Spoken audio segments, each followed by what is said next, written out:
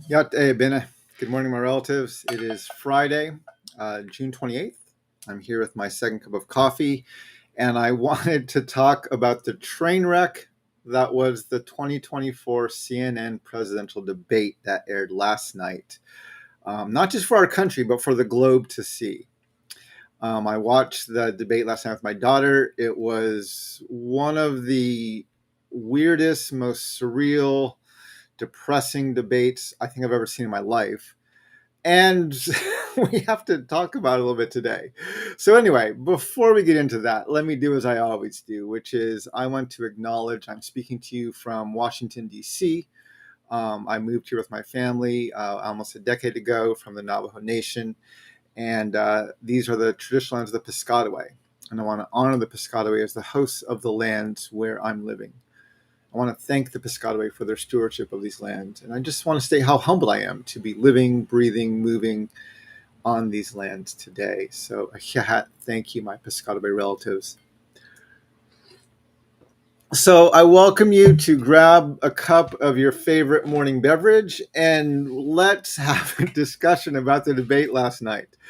Um, if you watched it, you may have had trouble staying tuned for throughout the entire debate because it literally was a train wreck. I mean, it was one of the hardest things I could watch.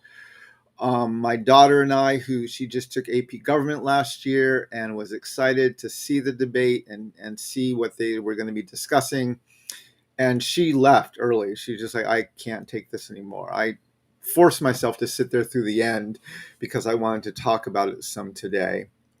But yeah, if you didn't see it, I'm going to just give you a few articles here that you can read that give you a little bit of a highlight of what happened. So the first one is two of these are from the AP.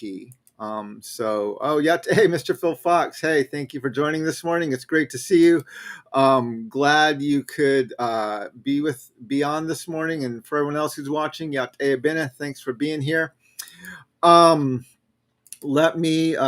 this first article I want to share with you is from AP. It's titled Biden's Debate Performance Spurs Democratic Panic About His Ability to Lead the Party Against Trump.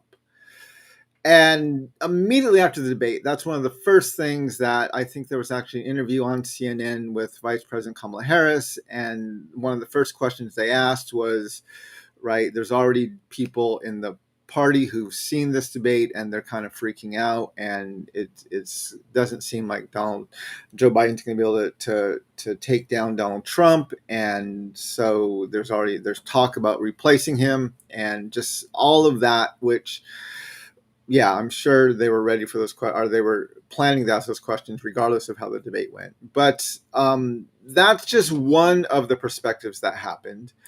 Another one, and this is also in AP, and I'm going to share this one with you as well.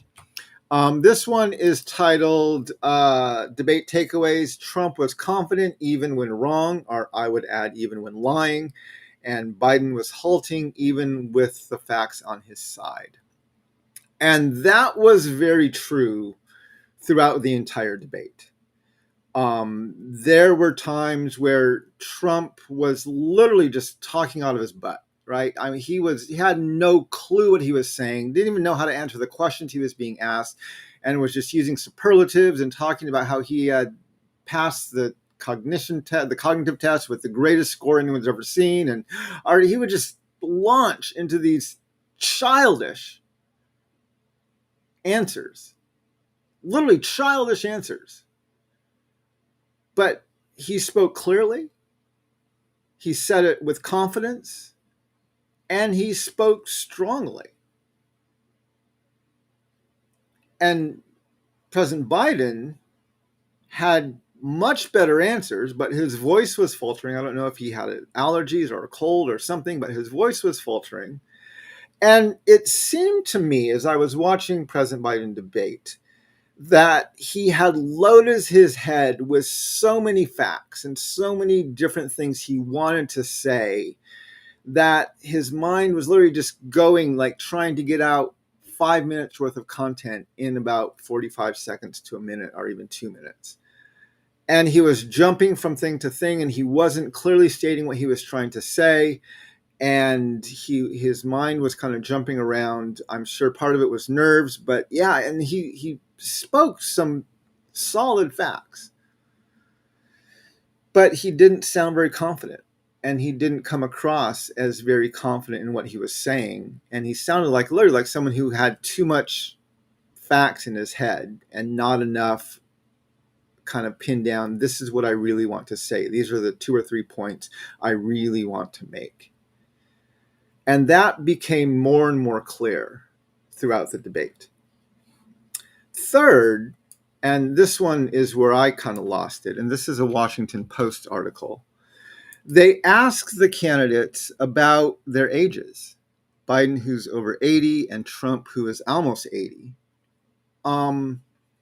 And what factors was that going to bring into their presidency? And Trump started talking about, again, how he took this cognitive test and it was the greatest test anyone's ever seen, and his doctors were blown away by him and blah, blah, blah. And then he started talking about his golf game and how he's this great golfer and so on and so forth. He's won tournaments and all this stuff, and not the senior tournaments, but he just went off. And then Joe Biden followed him there. He followed him there. And he started talking about golf. And, and it's like, oh my gosh, there's already a child on stage, Joe. You're supposed to be the adult in the room. And could you not? I wanted to scream. And I if you watch my on Twitter last night, I'm going to call it Twitter because I really don't like Elon Musk's X, but on Twitter, my Twitter account last night, after I was thinking about the debate, I literally said, A, did we just hear 2 senior citizens debating about how far they can hit a golf ball? And then B, I said to President Biden, I said, if you can't beat Donald Trump in a debate that does not have a live audience, and CNN gave Joe Biden one of the most incredible gifts he could have possibly asked for, because Donald Trump is an absolute showman. I mean, he plays to the audience incredibly well. He is an absolute showman. But he has the speaking language of a child. He is not intellectually curious. He is not well informed. And when he talks, the longer he talks, the more he talks, the more clear it becomes he has no clue what he's talking about. And I said, President Biden, in my tweet, I said, if you can't beat Donald Trump in a debate that doesn't have a live audience, you either need to seriously reconsider your candidacy, or you need to fire every one of your advisors, because they did a horrible job of preparing you for this debate. I don't know what he was thinking when he followed Donald Trump into the golf argument and challenged him to a golf ball hitting contest. I was like, you are the president of the United States. What in the world are you doing? Going back to these even Trump knew he was being a child, himself was being a child, because he said, let's stop talking like children. And he recognizes his own argument was childish. And Biden followed him there. It was one of the most humiliating performances of people who apparently these are the best of the best that the Democrats and Republicans have to offer, and they were arguing in front of a global audience about their frickin' golf games. Oh my gosh, I almost turned it off at that point. I could not believe Joe Biden stooped down to Donald Trump. This is where Donald Trump lives. He lives there. Just let him talk. Let him talk. It will become abundantly clear that he has no clue what he's talking about. And he will talk himself into a corner almost every single time. But when you follow him there, And this is the same problem Hillary Clinton had when she debated Trump back in 2016, which is when you try to beat Trump at his own game, which is a childish game, you will not win. He is an expert at the childish games that he plays. He is an absolute expert at those games. I don't know what happened to my screen behind me. Let me see if I can fix that real quick. He is an absolute expert at his own childish games. And Hillary Clinton tried to follow him there and debate at his level, and Joe Biden tried to follow him there and debate at his level. And you're not going to win those kind of debates. And that, in my mind, was what made the debate last night an absolute. I knew Donald Trump was going to be a train wreck. I was prepared for that. I was prepared for him to be an absolute train wreck on a global stage. And I was hoping that we would see him crash into a wall in front of a global audience. And he did. But Joe Biden was running right along beside him. And that's what made last night so incredibly depressing. You'll see one of the most popular tweets I did last night. It also did really well. It got a lot of engagement on Instagram, where I said, this debate is proof of how unbelievably low the bar is for white landowning men. You would think a presidential debate at the general election level would be the upper echelon of what America has to offer. And we had two senior citizens using unbelievable superlatives, debating about their golf game and challenging each other to competitions. It was embarrassing. It was absolutely embarrassing. And so I expected that. I think we all expected that from Donald Trump. But the fact that Joe Biden, you followed him there. If you could not win a debate, and you did not win that. Donald Trump didn't win the debate either. He was lying through he had no clue what he was talking about. Didn't even listen to half the questions he was being asked. He did not win that debate. They both lost that debate. But Joe Biden, President Biden, if you cannot beat Donald Trump and you were handed a golden package, you had a public debate for a global audience with no live audience. All you had to do was be the adult in the room, and you refused to do that. You stooped to his level. You either need to seriously reconsider your candidacy, or you need to fire everybody who helped prepare you for that debate, because they did a horrible job.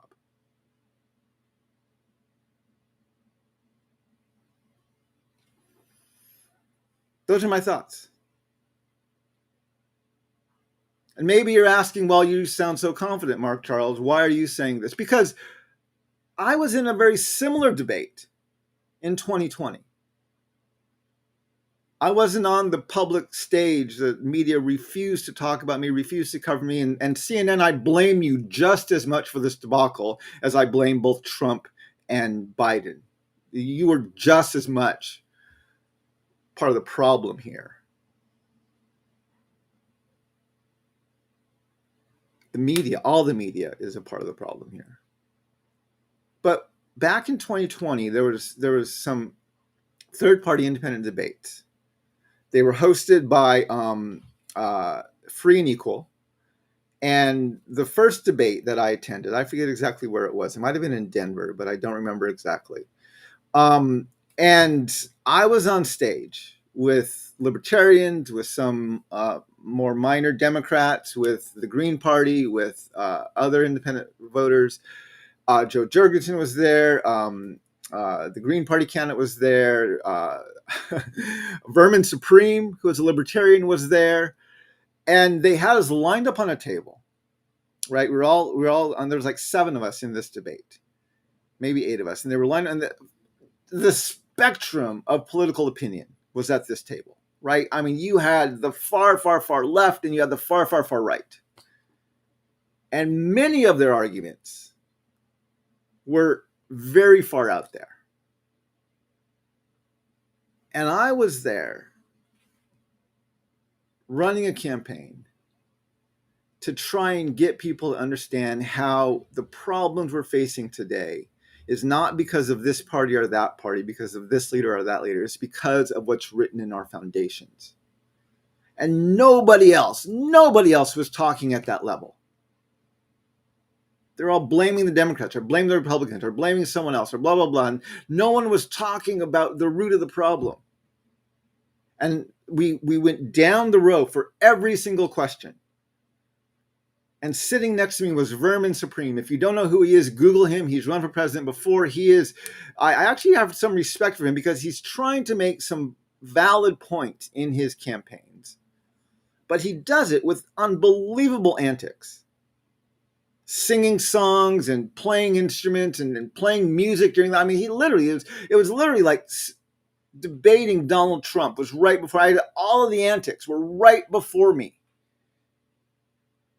And then I had to somehow take the audience from where he took them back into a very serious discussion about our foundations, as well as the broad spectrum of ideas that were being put out by everyone from both the far right and the far left in that debate.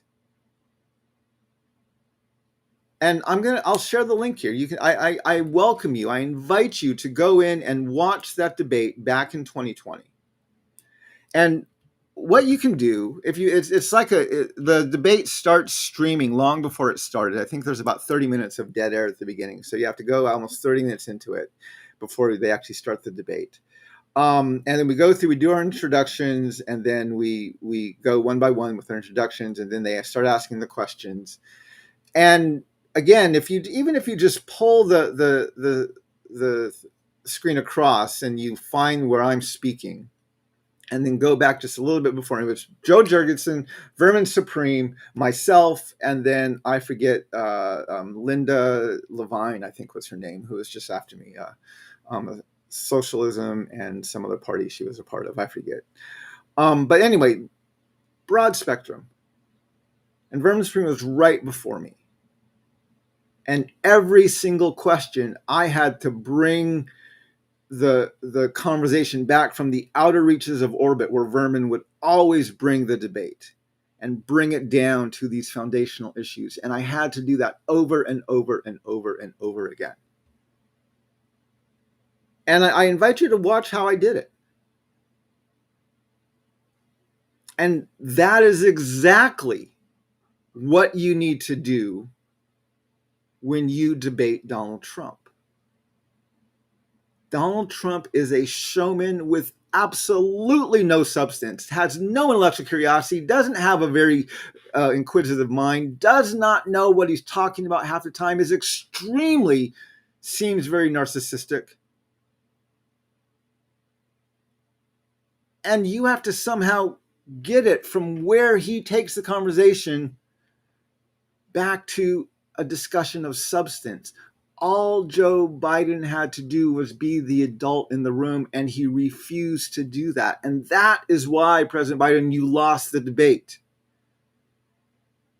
You tried to make yourself into Donald Trump, and you cannot beat him that way.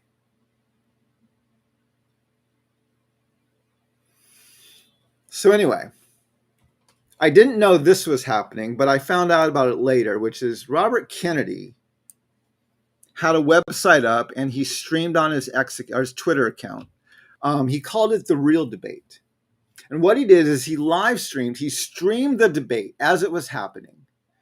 And then he went through and answered, like he was a third candidate on the stage, and he answered all the questions that the other candidates were given. We did something similar when I was running back in 2020, where we would try to answer the questions that were asked. We did this the next day. I don't know if we did it live or right after the debate ended, but I saw it this morning. I'm gonna put that in the thing. I haven't watched this yet, but I'm gonna go through and watch it because I'm actually really interested. After watching the debacle, the train wreck of the debate last night, I already knew I was never going to vote for Donald Trump. Joe Biden, you did not convince me that you can handle the job. You didn't convince me. And I'm going to watch this debate with Robert Kennedy. I'm going to listen more closely to Cornel West. Because I want to vote for somebody who I think can actually do the job. And who's not going to stoop to the level of their opponent in front of them, whether it's Donald Trump or Vladimir Putin. I want to vote for someone who is willing and able to be the adult in the room, even when the people across the table from you are absolute children, playing the fool. I want to vote for someone who is able to be the adult in the room. And I did not see that on that debate stage. And I'm going to include the moderators in that, because they were hearing lie after lie after lie after lie, and they didn't say a single thing. They didn't moderate that debate. They asked questions. We could have had that debate with him just posting the questions on the screen. They were not moderators. CNN, you failed miserably at moderating this debate.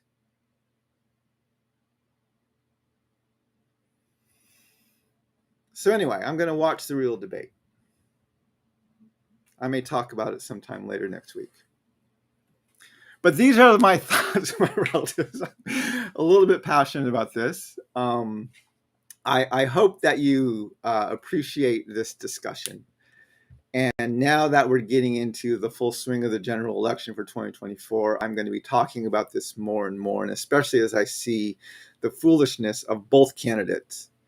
Democrats, you need to be worried. You really, really, really need to be worried. And Republicans, right? You're able to continue in your delusion that Trump is up for the job, because he is not. If you are in any way celebrating him, I want you to go back and listen to the debate again after you read the fact checkers, and listen to how confidently your candidate was able to look the world in the eye and lie through his teeth.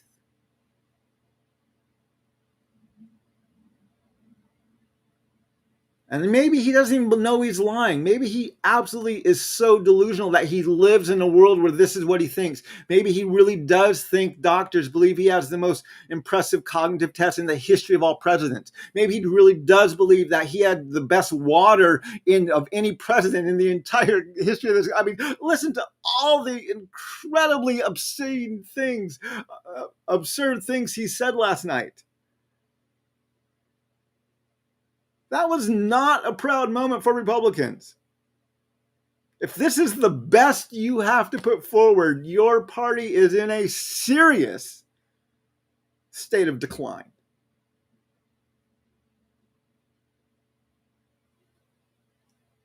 So both parties, right? This debate was an absolute showcase of how incredibly low the bar is for white landowning men. You know who I'd have loved to see in that debate last night?